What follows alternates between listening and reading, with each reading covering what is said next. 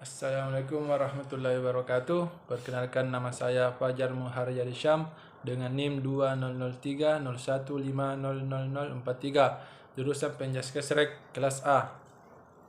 Baiklah, saya di sini akan mempresentasikan perkembangan fisik dan kognitif usia dewasa atau muda. Yang pertama itu, kapan seseorang disebut dewasa? Secara hukum, mulai sekitar usia 17 tahun di Indonesia. Secara psikologis, ketika seseorang sudah mandiri, mampu mengendalikan diri dan bertanggung jawab secara terus-menerus usia sekitar 20 tahun. Dan sudah menemukan dirinya dan apa yang ingin dicapainya. Perkembangan fisik, kesehatan dan kebugaran. Fisik dan kemampuan sensoris mencapai puncaknya mulai masa menjelang dewasa muda. Kematian banyak disebabkan oleh kecelakaan. Faktor genetik memegang peranan dalam kesehatan individu, tetapi gaya hidup dapat dipengaruhi faktor lingkungan, merupakan pemicu terjadinya penyakit. Banyak terjadi obesitas dan gangguan makan. Aktivitas fisik yang dilakukan mempengaruhi penampilan dan kesehatan mental. Banyak terjadi stres. Cara mengatasinya beragam, dengan minum alkohol, merokok, makan junk food, kurang diatasi dengan olahraga, dan biasanya kualitas tidur terganggu. Cara mengatasi stres yaitu emotion focus, coping, pengaturan emosi berdasarkan pengalaman, seperti menolak berpikir atau mencoba melihat masalah secara positif. Banyak dipakai oleh wanita. Problem fokus, coping, berusaha melakukan tindakan untuk mengatasi masalah.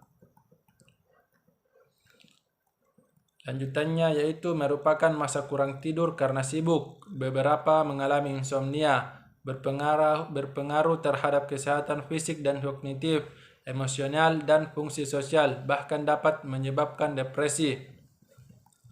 Menjelang dewasa muda, beberapa individu mulai minum alkohol dan bisa menjadi tergantung dengan alkohol, dapat tergantung kebudayaan suku dan etnis. Kesehatan yang baik mempengaruhi lebih tingginya pemasukan gaji dan pendidikan. Hubungan sosial, misal istri, pacar, dan lain-lain, dapat mempengaruhi kesehatan fisik dan psikis. Kesehatan mental umumnya baik, tetapi dapat terganggu oleh penggunaan alkohol dan obat-obatan terlarang. Dan depresi meningkat mulai usia tahun. Depresi, kesedihan yang berkepanjangan yang ditandai dengan menangis dan merasa diri tidak berharga. Seksual dan reproduksi. Aktivitas seksual dan reproduksi dimulai pada masa ini.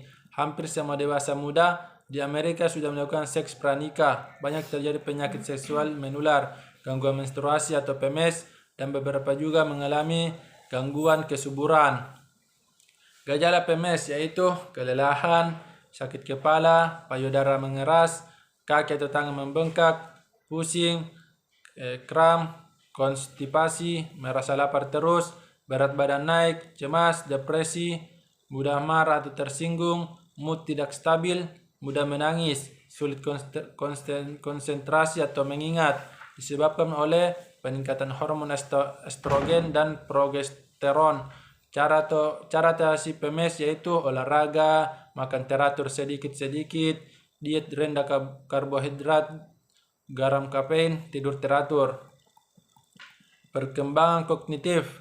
Beberapa perspektif pada kognitif dewasa yaitu Piaget. Tahapan pemikiran tertinggi adalah tahap pemikiran operasional formal. Individu dewasa sudah mampu berpikir abstrak dan melakukan uji hipotesis secara formal. Misal pada saat melakukan penelitian. Teori neo-Piagetian berpikir reflektif John Dewey, suatu pertimbangan yang aktif, terus-menerus, dan hati-hati terhadap informasi atau keyakinan agar individu dapat mencapai suatu keputusan dengan bukti-bukti yang mendukung. Individu harus selalu mempertanyakan fakta, menarik kesimpulan, dan membuat hubungan berpikir kritis.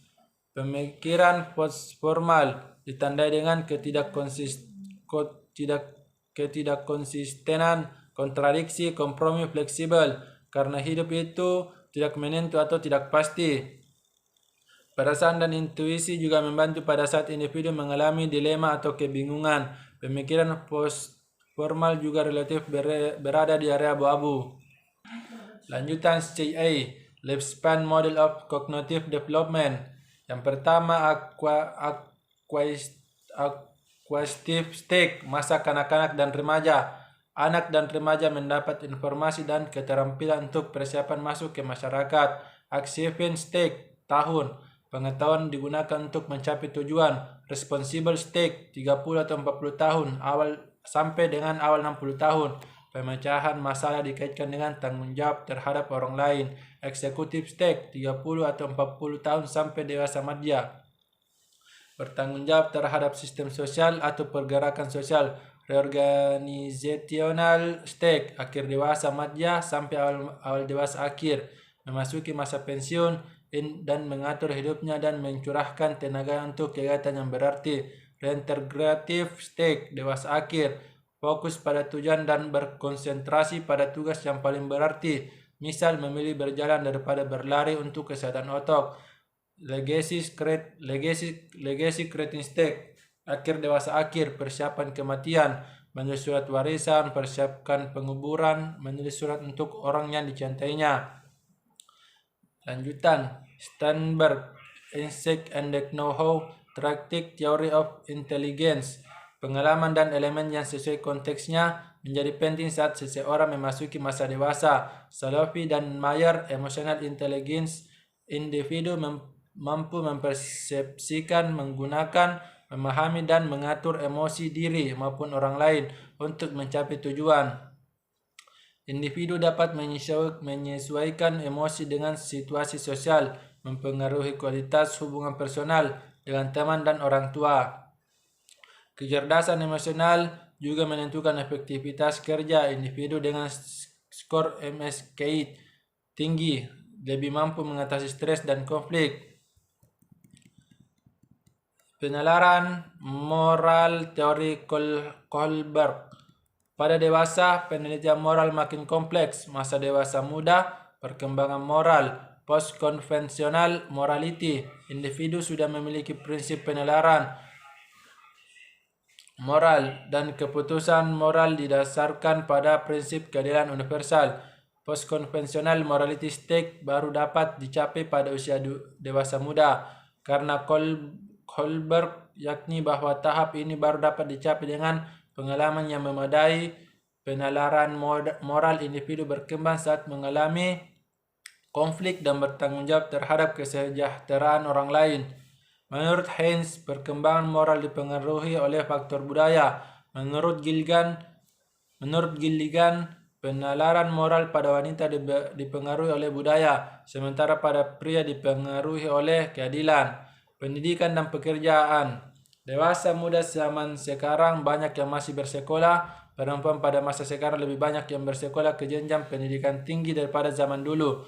Dunia kerja laki-laki juga sekarang sudah banyak dimasuki perempuan. Banyak mahasiswa yang berkuliah, tetapi tidak semuanya mampu meraih gelar. Perry, pemikiran mahasiswa cenderung maju, bergerak dari pemikiran yang kaku ke pemikiran yang fleksibel, menentukan keyakinan mereka berdasarkan refleksi. Banyaknya tuntunan kriteria di tempat kerja menyebabkan individu perlu sekolah lebih tinggi dan memerlukan pelatihan. Lebih banyak kesempatan dan gaji lebih tinggi. Masuk ke dunia kerja lebih mudah melalui pendidikan praktek kerja yang sesuai dengan pekerjaan. Baiklah, itulah presentasi dari saya. Apabila ada kurangnya mohon dimaafkan. Assalamualaikum warahmatullahi wabarakatuh.